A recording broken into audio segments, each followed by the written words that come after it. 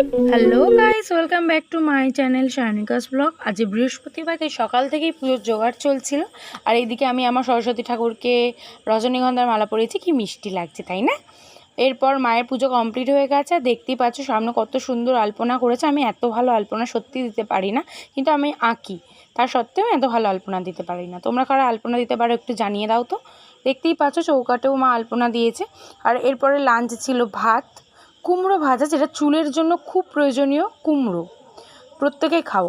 এরপরে ছিল শাক ভাজা, মাছের মাথা দিয়ে বাঁধাকপির তরকারি, আর দিম্মা পাঠিয়েছিল মাছের ঝোল, আর ছিল ডিমের কারি।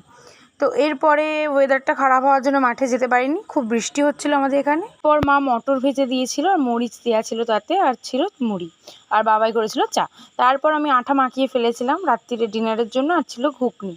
আচ্ছা, এইটুকুই থাক, দেখা হচ্ছে কালকে। সবাই ভালো থাকো, সুস্থ থাকো। আর যারা আমার চ্যানেলে নতুন